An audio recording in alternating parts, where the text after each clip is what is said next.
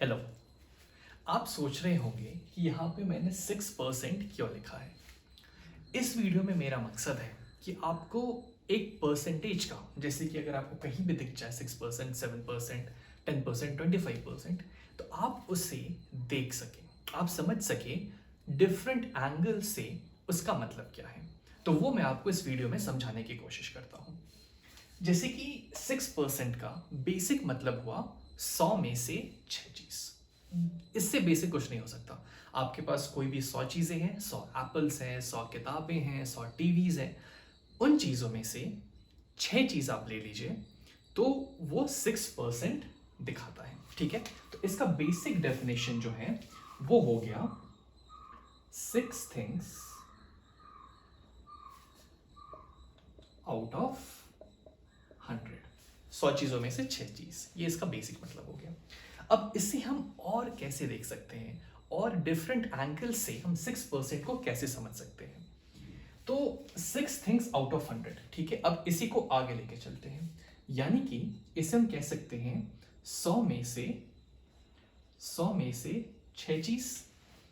अब आपको याद होगा कि आपने फ्रैक्शंस पढ़ा होगा।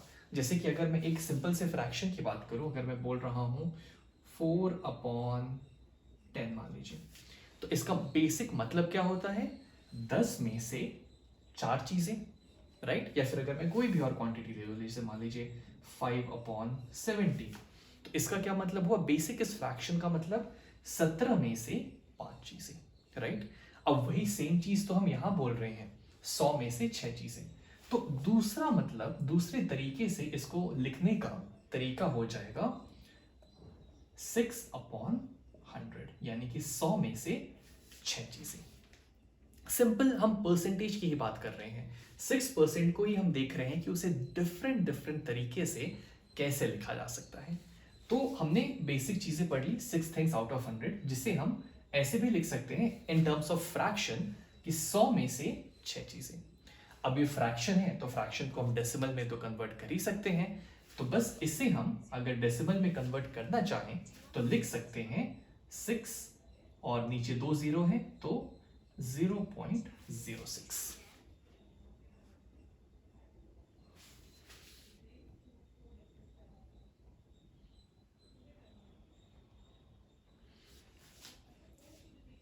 ठीक है, तो इस फ्रैक्शन को हमने डेसिमल में कन्वर्ट कर दिया तो ये हो गया 0.06।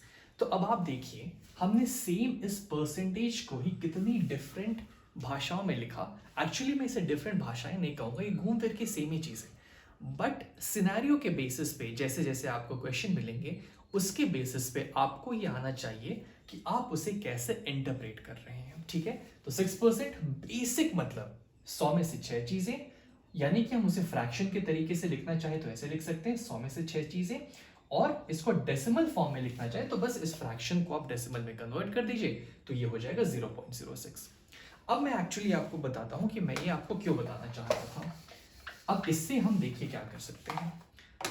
ये है 100 में से 6 चीज। अब आपको पता है कि आप एक फ्रैक्शन को बहुत अलग अलग तरीके से इक्विवेलेंट फ्रैक्शंस में लिख सकते हैं। तो अगर मैं इसे लिखना चाहूं 6/100, ऊपर नीचे अगर मान लीजिए मैं 2 से मल्टीप्लाई कर देता हूं, ठीक है, मेरी फ्रैक्शन की वैल्यू चेंज नहीं होगी, तो ये हो जाएगा 6 टाइम्स 2 यानी कि 12 डिवाइडेड बाई 100 टाइम्स 2 यानी कि 200। और ये सेम फ्रैक्शन है, ध्यान दीजिएगा, 6/100 को ही हमने लिखा है 12/200। तो इसको अब हम कैसे इंटरप्रेट कर सकते हैं, यानी कि 200 चीजों में से हम अब 12 चीजों की बात कर रहे हैं, राइट। 100 चीजों में से 6 चीजें, अब सेम चीज हमने लिख दिया 200 चीजों में से 12 चीजें। अब इससे आपका क्वेश्चन कभी कभी कैसे पूछेगा कि 6% दिया हुआ है, तो क्वेश्चन आपको रहेगा फाइंड 6% ऑफ 200। 200 का 6% बताओ, तो उसका जवाब ये होगा। 200 का कितना पार्ट है? 6%, 12। यानी कि अगर आप इसे ऐसे कैलकुलेट भी करते हैं तो इसे लिख सकते हैं 6/100, ये हो गया 6% का मतलब, ऑफ यानी कि मल्टीप्लीकेशन टाइम्स 200। तो ये हमारे पास आ जाएगा, जब ऊपर नीचे 100 से डिवाइड कर देंगे तो ये आ जाएगा 12। यानी कि हम 200 में से 12 चीजों की बात कर रहे हैं, जो कि यहाँ पे ये फ्रैक्शन हमें बता रहा था, क्योंकि मतलब उसका चेंज नहीं हुआ है, फ्रैक्शन अभी भी सेम ही है। अब इसे तो अभी हमने 2 से मल्टीप्लाई किया, मान लीजिए 2 की जगह अगर हम इसे मल्टीप्लाई कर देते हैं मान लीजिए 4 से, राइट, 4 से मल्टीप्लाई करें तो क्या हो जाएगा, ये 6 4 24 अपॉन 400, यानी कि हम 400 में से 24 चीजों की बात कर रहे हैं सेम परसेंटेज में, 6% का ही हम इलाबोरेट कर रहे हैं, हम उसे चेंज नहीं कर रहे हैं।